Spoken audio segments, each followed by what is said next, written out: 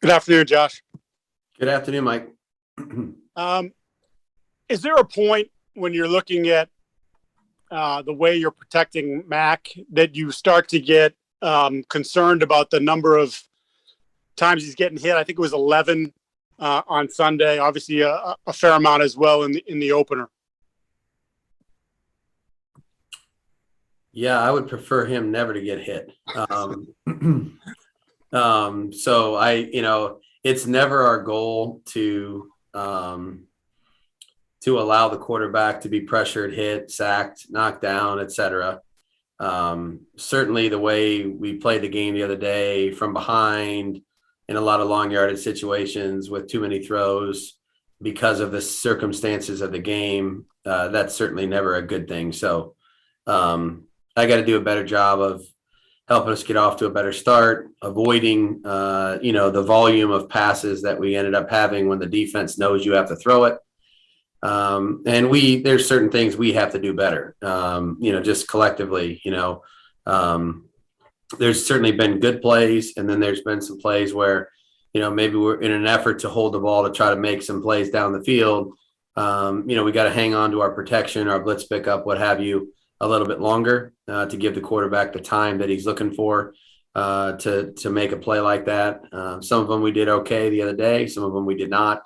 And then some of them, again, it comes back to all 11 guys factor into those things. I never attribute a pressure or a sack or a hit or something like that to one man, because oftentimes there's a lot of things that could have changed that. Maybe the read was a little late. Maybe the route wasn't as good as we wanted it to be. We had to go to the second or third option, the protection, the help, etc. There's a lot of things that go into that. But to answer the long answer is that the short answer is we want to protect the quarterback. We want to keep them off of them.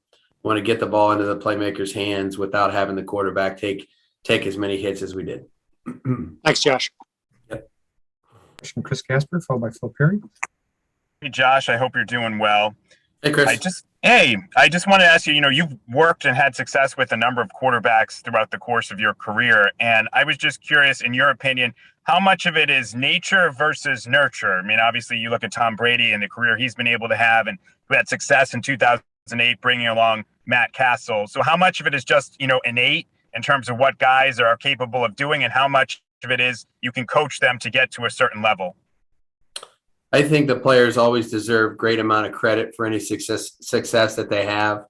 Our role obviously is to try to improve every player, and we try every day to do that. And we've never changed, our philosophical approach. Whether it's a veteran, a young player, a rookie, a guy we sign off the practice squad, a free agent that we sign, we try to coach them all the same. And look, we have a certain philosophy that we believe in, a certain way of doing things technically and fundamentally that we think works. It's not always what they're used to or what they've known before, certainly not with college players coming in. But I think they have to have skill. They have to have aptitude. They have to have toughness. It's hard to play in this league if you won't work hard at your craft. And so all these guys, I mean, they have usually when they get to this level and they're playing a position like quarterback, they have all those things. You might try to help them and direct them in a certain way. Hey, this is a good time to get ahead on this during the game week or what have you in terms of their preparation.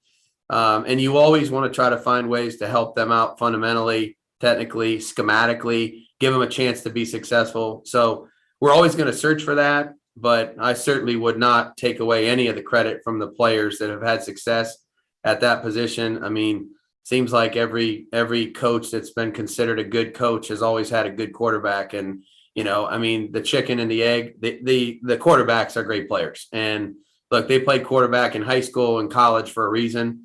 It's one of the most difficult positions in all of sports to play. I was blessed to coach, the best one that ever did it, in my opinion, for a long time. And I learned a lot from him along the way, obviously, and certainly try to apply that every day as I go forward.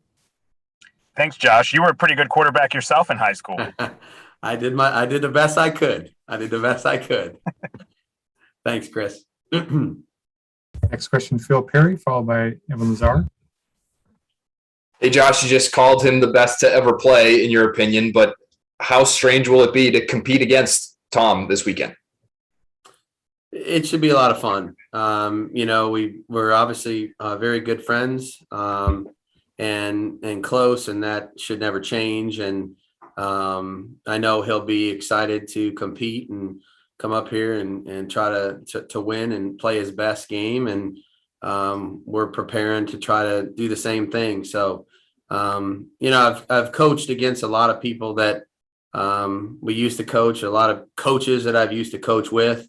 There's always an added sentiment to the game emotionally. I would not expect this game to be any different. I know what the atmosphere will feel like on Sunday night. I know he'll be ready to go. I know we'll be ready to go. And hopefully we can put our best performance of the season out there and compete as hard as we can to try to win. Josh, and just knowing how much you do about teaching new players an offensive scheme or an offensive system, how impressed have you been by the way Tom has played in Tampa Bay? I'm sure there are some things they do that are similar to what he was doing in New England, but a lot has been made of the fact that he's the one who has kind of adapted to what's going on down there. How impressed have you been by that? Super impressed. Not surprised. I think there's a difference between those two. Obviously, I would never put anything past him in terms of accomplishing anything in this game. And so it doesn't surprise me at all that he's been able to go down there and acclimate, and play the style of football that they're playing, and to play it as well as he's playing. So his work ethic allows him to accomplish many, many things. And so certainly not surprised that he would go down there and whatever they're asking him to do, he would buy into it, learn how to do it the best he could possibly do, and then excel doing it. That certainly doesn't surprise me one bit.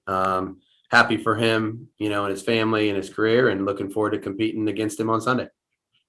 Thanks a lot, Josh. Mm-hmm. Next question, Ben Volen, followed by Evan Lazar. Hey, Josh, how's it going? Good, Ben. How you doing? Good, man. Quick question, two quick ones. First, I'm curious, given how much you do know about Tom Brady, are you helping the Patriots defensive coaches this week in the game planning? I think they got that. They got that department covered. We got our work cut out for us. We're worried about the defense, So we've been totally immersed in trying to figure out this Tampa Bay defense and how to block the front, get the linebackers covered up somehow, some way, and figure out all the things that Todd does on defense. So I've left that to them for now.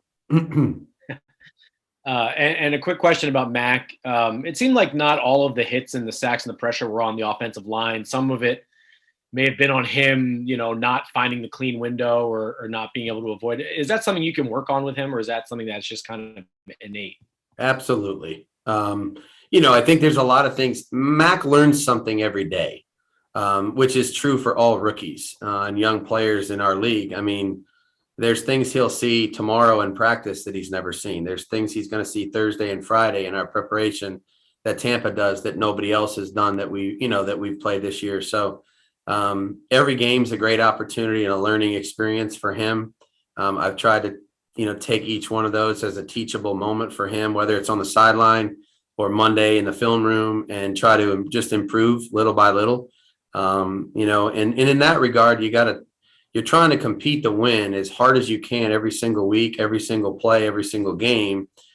And at the same time, I'm trying to take a little bit of a long approach in terms of you can't give him everything that somebody else took 5 or 6 years to learn, in 4 or 5 months. It's impossible. And so there's not enough time. So he learns things every week. He does a great job of categorizing those and compartmentalizing what he sees and what he's learned from week to week, day to day. But there were definitely things on Sunday, and there has been the first 3 games period, that he saw that once he saw it, he realized what it was. We talk about it, try to make the correction, and then hopefully as we go forward, he'll make those corrections if it comes up again. All right, thanks. Yeah, thank you, Ben. We'll go two last questions, Evan Lazar and Phil Perry. Hey, Josh. My question was kind of along the same lines as Ben, and just with the protections, I was curious, how much can a quarterback help his offensive line with, how far he's dropping in the pocket or moving around the pocket to kind of keep himself protected? He's part of the protection. There's no question, and we've always taught it that way. Where it's not just their job to protect him wherever the heck he wants to go. They're trying to protect him where they believe he'll be, and then he has to move and manipulate the pocket to allow the blockers, whether they be tight ends, linemen, or backs, to block the rushers, blitzers, what have you, in a manner that allows him to continue to read the play out. So it's not each play is kind of different, each drop, each pocket could be a little different based on what the defense does. Sometimes they're slanting, sometimes they're blitzing, sometimes they're dropping 8 guys. So the pocket could look a lot different based on what the defense chooses to do and what kind of protection that we're in. So I think we're just trying to work on continuing to try to work together as a group on that and as a unit to keep the quarterback safe and help the linemen and the people that are protecting, help them do their job the best that they can as well. And also just one quick other question.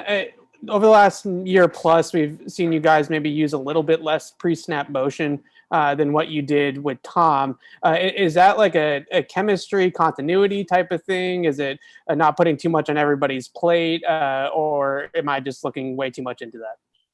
Probably maybe looking a little bit far into it. We haven't done anything different in that regard. Some games we choose to motion more than others.